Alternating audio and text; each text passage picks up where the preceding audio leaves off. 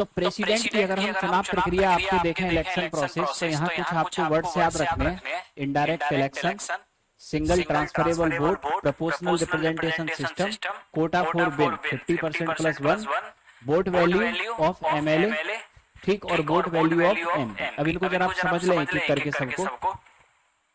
तो सबसे पहले तो हम देखें इनडायरेक्ट इलेक्शन, अप्रत्यक्ष निर्वाचन। इनडायरेक्ट इलेक्शन का मतलब आपके क्या होता है कि आपके प्रेसिडेंट का जो आपके इलेक्शन है, तो डायरेक्ट इलेक्शन होता तो जनता भाग लेती, लेकिन डायरेक्ट इलेक्शन नहीं है तो भाग कौन लेगा आपके, ठीक।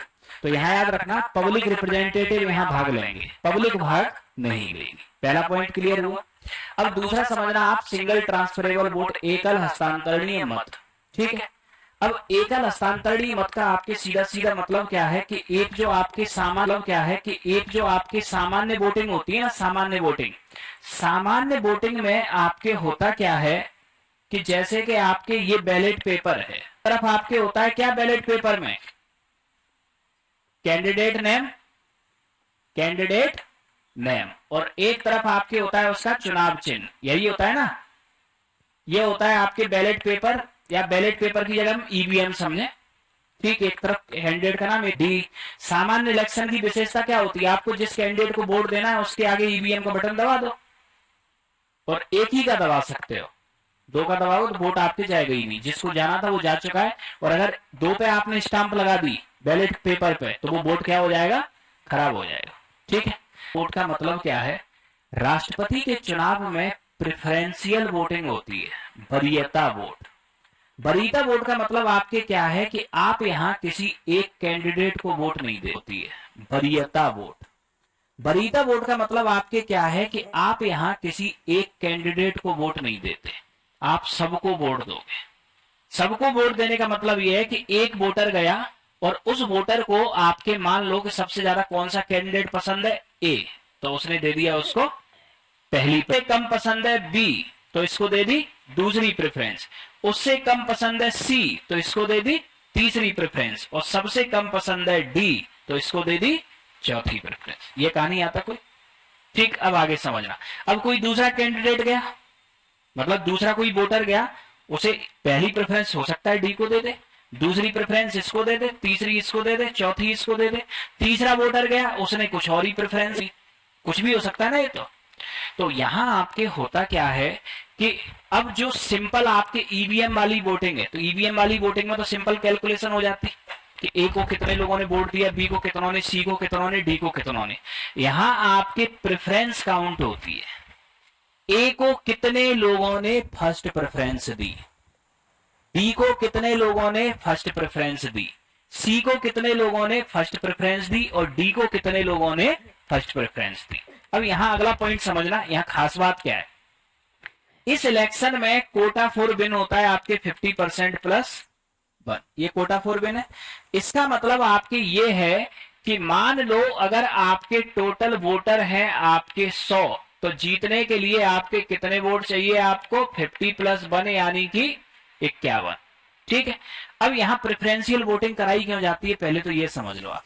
मान लो यहां प्रेफरेंशियल वोटिंग नहीं होती, यहां आपके सिंपल ये है ए बी सी डी, जैसे आपके सामान्य चुनाव में वोटिंग होती है। अगर ऐसे होती तो मान लिया कि 100 वोट में से ए को मान लिया मिल गए 25 वोट, बी को आपके मिल गए 26 वोट, सी को मिल गए 27 और डी को मिल गए जो कितने बचे अब, ठीक है, हो गए पूरे 100 वोट, ठीक। तो अब आपके 100 वोट ये इस तरह से हो गए, क्या कोई उम्मीदवार जीत रहा है यहां, मतलब अगर वोटिंग हमने इस तरह से कराई और उम्मीदवार अगर नहीं जीता तो पूरी वोटिंग बर्बाद गई, अब दोबारा करानी पड़ेगी, तो इससे इलेक्शन का खर्च बढ़ेगा। तो ये वाली पोजीशन ना आए इसके लिए किया क्या जाता है कि यहां हम किसी एक कैंडिडेट पर टिक नहीं करा रहे, हम टिक करा रहे हैं सब पे।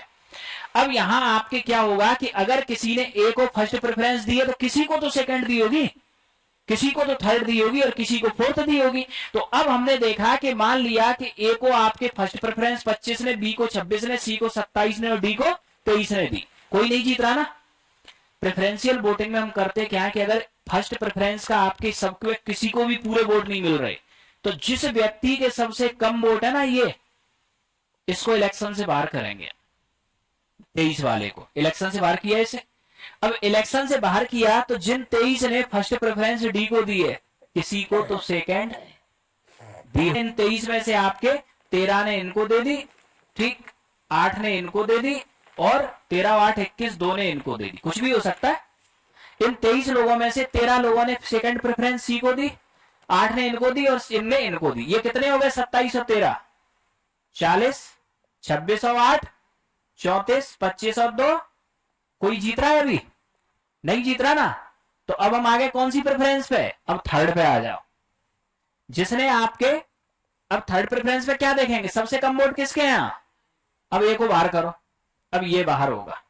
तो अब हम देखेंगे कि ए को 25 वोट ये फर्स्ट प्रेफरेंस के मिले थे, इन्हें सेकंड पे ले जाओ, और ये 2 वोट सेकंड पे आए हैं तो इन्हें थर्ड पे ले जाओ, ठीक। तो अब हमने देखा कि इन 25 वोटों में से मान लो आपके 21 वोट इनके पास आ गए, 4 इनके पास आ गए, 2 में से आपके 1 इनके पास आ गया, 1 इनके पास हो गए 50 से ऊपर। इसीलिए यहां कराया जाता है single transferable vote. Single transferable vote का मतलब यहां प्रेफरेंशियल वोटिंग होती है, ठीक है। प्रेफरेंशियल वोटिंग में आपके जो वोटर होगा सभी उम्मीदवारों को एक प्रेफरेंस देगा। इससे क्या होगा कि अगर आपके उस वोटर की फर्स्ट प्रेफरेंस वाला उम्मीदवार नहीं जीता तो वो वोट सेकंड प्रेफरेंस के उम्मीदवार को ट्रांसफर हो। ये होता है सिंगल ट्रांसफरेबल वोट। क्लियर हुआ ये पॉइंट? ठीक। अब यहां दूसरा पॉइंट समझना। पहला आपने देखा इनडायरेक्ट इलेक्शन, दूसरा देखा सिंगल ट्रांसफरेबल वोट। अब तीसरा है प्रोपोर्शनल रिप्रेजेंटेशन सिस्टम, समानुपातिक प्रतिनिधित्व व्यवस्था, ठीक। समानुपातिक प्रतिनिधित्व व्यवस्था हम आपको पहले भी बता चुके हैं शुरुआत में कि ये कहां होती है। इनडायरेक्ट इलेक्शन में यूज होती है भारत में राज्यसभा में। समानुपातिक प्रतिनिधित्व व्यवस्था का मतलब यह है कि जिस व्यक्ति को जितने परसेंट वोट मिले हों या जिस पार्टी को जितने परसेंट वोट मिले हों उस पार्टी को उतने परसेंट सीटें हम किसमें दे देते हैं? विधायिका में, ठीक। जैसे राज्यसभा इलेक्शन, राज्यसभा इलेक्शन में यही होता है प्रोपोर्शनल रिप्रेजेंटेशन सिस्टम। अब प्रोपोर्शनल रिप्रेजेंटेशन सिस्टम में क्या है, इसमें करते हम क्या है कि पूरे देश के अंदर आपके जिस पार्टी को जितने परसेंट वोट मिले हैं उस पार्टी को उसी अनुपात में हम सीटें विधानसभा में या आपके राज्यसभा में प्रदान कर देते हैं। लेकिन समानुपातिक प्रतिनिधित्व व्यवस्था लागू सिर्फ वहां हो सकती है जहां सीटों की संख्या 1 से ज्यादा हो, अदरवाइज डिवाइड कैसे करोगे? समानुपातिक प्रतिनिधित्व का मतलब जिसको जितने परसेंट वोट मिले हैं उसे उतने परसेंट सीट दे दो। अब यहां परसेंटेज कैसे निकालोगे? सीट ही एक है, यहां तो प्रेसिडेंट की सीट एक है ना। तो यहां समानुपातिक प्रतिनिधित्व व्यवस्था शब्द डला जरूर है लेकिन इसका यहां कोई प्रयोग नहीं है, क्योंकि यह सिस्टम सिर्फ वहीं लग सकता है जहां सीटों की संख्या से ज्यादा, ठीक है। चौथा आपने देखा कोटा फॉर विन, ये क्लियर हुआ, ठीक। अब आगे समझना। अब यहां आपके होता क्या है, vote value of MLA and vote value of MP. राष्ट्रपति के चुनाव में आपके एमपी और एमएलए भाग ले रहे हैं। सामान्य चुनाव में तो एक व्यक्ति ने वोट दिया, एक वोट काउंट हो गया। लेकिन राष्ट्रपति के चुनाव में अगर एमएलए और एमपी के वोट को अगर हम एक वोट काउंट करेंगे तो इसमें एमपी की बेइज्जती है। क्यों है? क्योंकि एमपी ज्यादा जनसंख्या का प्रतिनिधित्व करता है। तो यहां कौन कितनी जनसंख्या का प्रतिनिधित्व करता है उसके हिसाब से उसे आपके वेटेज दिया जाना चाहिए। तो एमएलए कम जनसंख्या का प्रतिनिधित्व करता है, एमपी ज्यादा का करता है। तो अब यहां आपके हम करते क्या है, वोट वैल्यू निकालते कैसे? वोट वैल्यू किसी स्टेट के एमएलए की कैसे निकालेंगे? Population of state. मान लो हमें उत्तर प्रदेश के एमएलए की वोट वैल्यू निकालनी है तो पॉपुलेशन ऑफ स्टेट कितना कर दिया हमने? 20 crore. Number of MLA in state कितने हो गए? 403, ठीक, इंटू 1/1000, जिससे वोट वैल्यू कम हो जाए, नहीं तो वोट वैल्यू कम हो जाए, नहीं तो ये लाखों में जाएगी, ठीक है। तो अब यहां से XYZ उत्तर प्रदेश के एक एमएलए की वोट वैल्यू आ गई। इस तरीके से भारत के सारे राज्यों के एमएलए की वोट वैल्यू आ जाएगी, ठीक। ये हमने देखा।